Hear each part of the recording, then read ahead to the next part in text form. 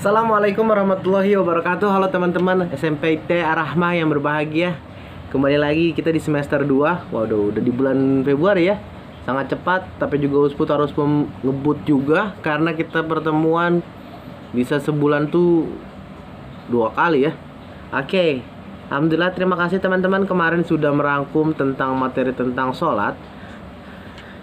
Usput akan membahas hari ini tentang sholat ya.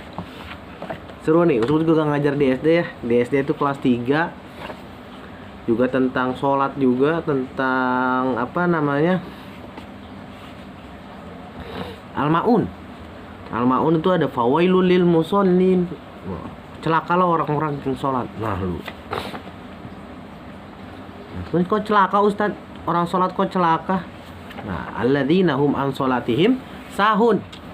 Yaitu orang-orang yang lalai. Lalai itu entar-entaran. Atau entar sholat, entar enggak. Ada juga yang mengatakan sholatnya ditunda-tunda dulu. Nah itu dia tuh celaka. Yang ditunda-tunda aja celaka, gimana yang enggak sama sekali sholat. Ada yang sholatnya seminggu sekali, sholat Jumat doang, bagus sih. Ada yang sholatnya setahun sekali, Idul Fitri doang, 2 kali sama sholat Idul Adha. Subhanallah ya. Oke. Nggak panjang kalam. Alhamdulillah. Sekarang kita tentang sholat. Usput sambil baca buku nih di sini. Usput gue bawa halaman 134. Nanti teman-teman ini ya, buka halaman 134 dari mulai situ tuh banyak. Bismillahirrahmanirrahim. Ketentuan tentang tata cara sholat. Nah, cakep nih. Sebelum itu, apa sih sholat? Sholat menurut bahasa itu adalah doa, tapi menurut syar'i adalah tindakan ibadah yang diawali takbiratul ihram dan diakhiri dengan salam. Jadi sholat itu adalah segala perkara yang dilakukan yang diawali takbiratul ihram dan diakhiri dengan salam. Itu sholat artinya. Apakah sebegitu pentingnya sholat itu sebelum ke 5 waktu, sebelum ke rukunnya, sebelum ke syaratnya, belum ke syaratnya, ke rukunnya, ke banyak lain. Sebenarnya penting gak sih tentang sholat? Sholat itu sangat penting. As-sholatu imaduddin, wah itu mah khas banget ya. Orang-orang tuh kalau udah tentang sholat tuh pasti itu. Tapi kalau dimaknain itu ya kayak begitu. As-sholatu imaduddin, sholat itu adalah tiangnya agama, tiangnya seneng, tiangnya belajar, tiangnya itu. Ya gimana mau pinter kalau tiangnya nggak ada ya kan? Bisa kalau belajar ya belajar. Cuman kalau ilmunya nggak bakalan barokah, ilmunya nggak bakalan manfaat. Ada banyak emang banyak. Yang pinter aja nggak manfaat, gimana kita yang bodoh ya gak? Makanya kita yang sedang belajar, misalkan sholat juga. Sholat itu rukun. Rukun itu sesuatu yang harus dilakukan. Apabila satu aja nggak dilaksanakan, maka nggak sah. Contoh rukun wudu. Rukun wudu itu ada 6. Pertama niat, wajah, tangan, niat, muka, tangan, rambut, kaki, tertib. Satu nih nggak ada, nggak sah. Nggak tertib nih, acak-acakan. Kaki dulu, ntar kumur dulu. Kaki, habis itu kumur. Habis kumur baca niat, nah nggak jelas, nggak sah. Karena tentang rukun Islam. Rukun Islam itu pertama syahadat, kedua sholat. Kalau kita nggak sholat berarti bukan orang Islam. Tapi kan dia pakai peci sih, jangan kan pakai peci, ente masuk masjid aja. Sama orang pun dicap KTP-nya pun Islam, tapi belum tentu di mata Allah. Karena hati-hati ya. Karena teman-teman yang merasa hari ini susah belajar, susah, kayak mikir tuh susah, kayak belajar tuh gini-gini banget. Sholat berarti, coba cek sholatnya. Kok keluarga aku ekonominya makin turun ya Ustaz? Lihat-lihat aja sholatnya. Sholat 5 waktunya terutama. Subuhan, zuhur, asar, maghrib. Tanya, lihat, cek. Benerin ntar sholatnya. Ya. Tapi saya udah bener, Tad. Ya tambahin lagi sholat duhanya. Kalau mau bagus lagi sholat tahajudnya. Nah begitu. Kalau kita sholatnya udah bener, insya Allah sholatu imaduddin yang tadi balik lagi. Sholat itu tiangnya agama, tiangnya seneng. Kalau kita mau seneng, tiangnya benerin. Rumah gak bakalan diri kokoh kalau gak ada tiangnya. Paham ya? Kayak gitu tentang sholat. Lalu sholat yang mana yang harus diwajibkan oleh Allah? Apakah sholat duha, apakah sholat tahajud, ataukah sholat yang mana Ustaz? Nah, sholat yang wajib adalah ada 5 waktu.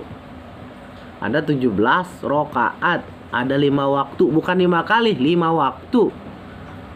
Ada yang waktu itu, ada yang nanya, Tad saya kan sholat udah 5 kali Tad. Bukan 5 kali tapi 5 waktu. Subuh aja 5 kali. Aku udah berarti udah sholat nih hari ini. Bukan 5 kali tapi 5 waktu.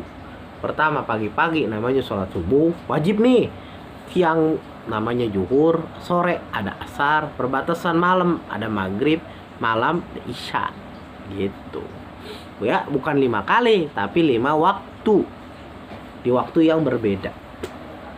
Itu yang diwajibkan di dalam rukun Islam. Yang diwajibkan adalah sholat, mendirikan sholat 5 waktu. Itu yang harus kita wajibkan. Oke, next. Setelah hukum sholat wajib, hukumnya sangat wajib ya. Kalau wajib itu sesuatu kalau dilaksanakan mendapatkan pahala, kalau tidak dikerjakan mendapatkan dosa.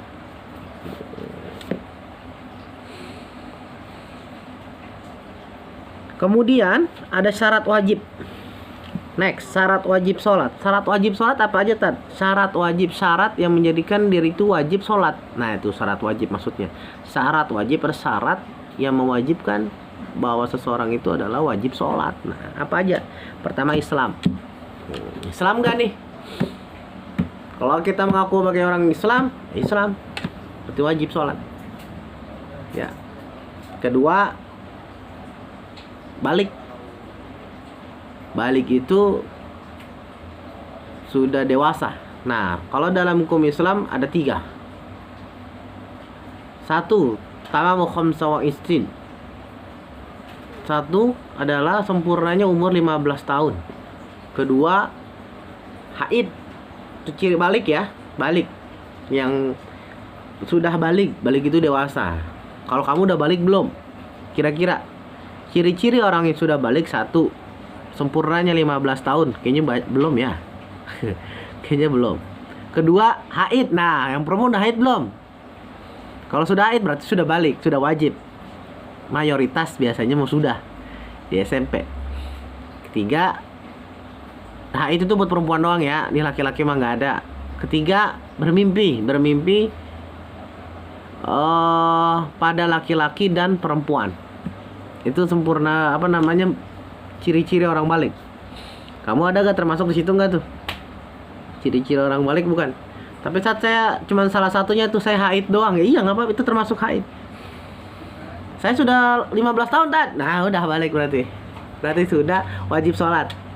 Saya mimpi mimpi apa Pak Ustadz? Saya tiap hari juga mimpi. Nah mimpi yang mana menyebabkan kalian nanti ada khurujul mani, keluarnya mani atau keluarnya sperma, gitu ya. Ikhtilam, bermimpi.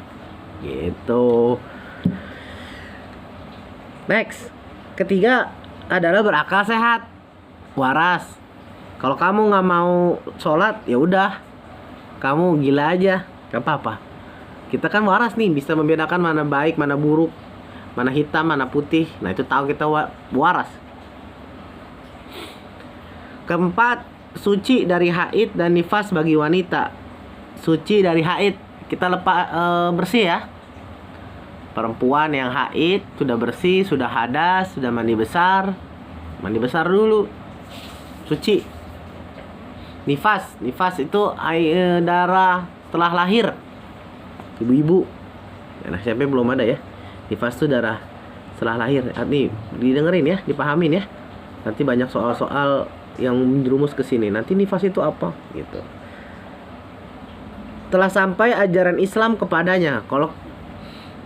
Jadi kita sudah tahu mengetahui bahwasanya Islam itu sampai ke kita. Kalau kita sudah ada di poin 5 mah sudah. Apalagi sekarang zamannya internet, ilmu ada di mana-mana. Tapi memang yang sangat wajib ngaji ya, langsung ke kiainya. Tapi ilmu itu sudah banyak. Apalagi pengajian majlis taklim itu sudah ada di tengah-tengah lingkungan kita. Ada yang mengajar taklim salawat, ada yang fikih, pengajian di masjid-masjid. Subhanallah, kayak begitu. Yang keenam, terjaga atau tidak tidur. Seperti itu ya. Karena syarat wajib sholat, beragama Islam, sudah balik, berakal, suci, telah sampai ajaran Islam kepadanya, terjaga, maksudnya sadar. Gak tidur tuh berarti kita sadar, gak ketiduran. Tapi Ustadz saya ketiduran Pak Ustadz, kalau lagi sholat nggak sengaja nih Ada obat tuh, obat gitu. Ada obat ultraflu lah. Ultraflu itu dosisnya tinggi ya. Itu kalau kita minum ultraflu, wah itu bed rest banget. Minum jam 10, ketiduran lah sampai bangun-bangun jam 4, zuhurnya kelewat. Apakah dosa? Kagak, kan nggak sengaja. Kecuali yang disengaja. Tidurin, tidur terus setengah 12, dia tidur, ya kelewat zuhurnya. Gitu ya. Syarat wajib sholat: pertama, beragama Islam, sudah balik, berakal sehat, suci, telah sampai ajaran Islam kepadanya. Yang keenam, terjaga atau tidak tidur. Baik, lanjut aja ya. Syarat sah sholat apa aja, Ustaz? Syarat sah sholat maksudnya apa sih? Kayaknya nanya, Ustaz, syarat sah sholat apa? Ada yang WA tuh. Syarat sah sholat itu syarat yang mana sholat kita itu sah atau tidak, diterima atau tidak. Ya, sahnya kita lihat nih, sah nggak nih kira-kira sholat kita? Pertama, suci dari hadas, baik hadas besar maupun hadas kecil. Kita suci, maksudnya dari hadas besar atau hadas kecil. Kalau hadas kecil itu seperti pipis, pup, BAB, nah itu hadas kecil tuh. Harus istinja, harus bersih-bersih, dibersihin. Atau maaf ya, bahasa kotor tuh cebok. Itu kalau hadas kecil. Tapi kalau hadas besar harus mandi besar, mandi wajib. Ya, nanti kan dibahas deh di bab selanjutnya tentang hadas. Suci badan, pakaian, dan tempat sholat dari najis. Nah, yang kedua, syarat sah sholat kita nih, nah baju kita, pakaian kita, tempat kita sholat itu harus lepas dari najis. Harus lepas dan jauh dari najis, bersih. Yang ketiga, menutup aurat. Aurat laki-laki antara pusar, lutut, aurat perempuan dan tubuh kecuali muka dan telapak tangan. Nah, kalau auratnya laki-laki itu dari pusar sampai lutut. Nah, itu aurat laki-laki, dari pusar sampai ke bawah ke lutut. Apa ini misalkan lutut usput ya. Ini kan pusar sini, lutut, nah sampai sini. Tapi kalau saya pakai begitu doang, sah ya sah. Cuman etikanya kan nggak ada, ya. Kita kan nggak ada etikanya. Masa iya sih pengen ketemu Allah aja memakai celana pendek, kita pengen ketemu teman aja kudu rapih celana panjang. Mau ketemu doi aja kita kan harus wangi dulu. Ya kan? Yang nggak ada diada-adain itu ya. Kalau ketemu cem-ceman. Yang perempuan beda lagi. Dari sebenarnya gini, orang dari ujung rambut sampai ujung kaki kecuali telapak tangan dan wajah. Nah, itu auratnya. Ya. Nah, auratnya itu kayak gini ya. Maksudnya begini.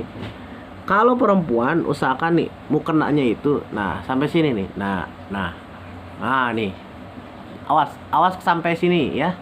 Ada yang mengatakan inilah aurat. Makanya kekhawatiran kalau usbut begini. Ini di sini. Ini batas mukena ya. Nih di sini nih. Dagu. Nah, tuh wajah. Rambut jangan sampai kelihatan. Ini perempuan, hati-hati nih. Begitu. Ya. Keempat, telah masuk waktu sholat. Telah masuk. Nah, tadi kan Ustaz udah bilang, makanya itu udah tempat waktu, bukan 4 kali. 5 waktu, bukan 5 kali. Sholat yang wajib kita itu 5 waktu. Makanya syarat sahnya adalah telah masuk waktu sholat.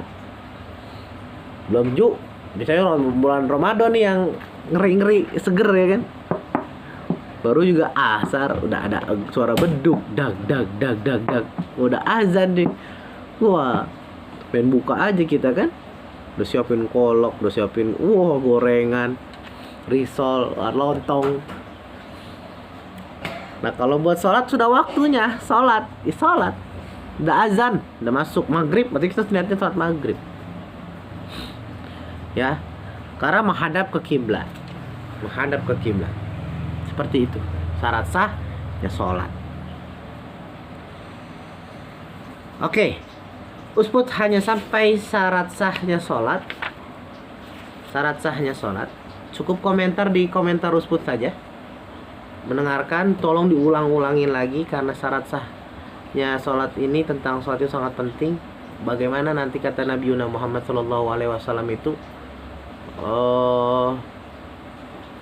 banyak nanti muflisul yaum, hari dimana banyak orang-orang merugi di dunianya, banyak beribadah, banyak bersedekah, banyak yang sholat ini, sholat itu, sholat duha, sholat tahajud, tapi nanti di akhirat tidak ada. Kenapa? Karena dia tidak tahu tata caranya. Memang lebih asik kita belajar di ini ya, di kelas. Namun karena waktu dan kesempatan seperti ini BDR hanya seperti ini. Kurang lebihnya mohon maaf, doain Ustaz.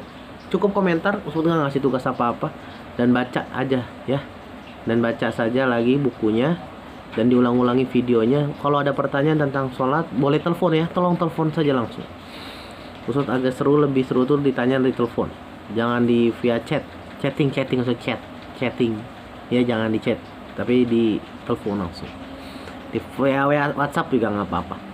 Kurang lebih yang mohon maaf. Assalamualaikum warahmatullahi wabarakatuh. Sehat selalu buat SMP ITA Rahmah. Tetap semangat ya. Assalamualaikum. Dadah.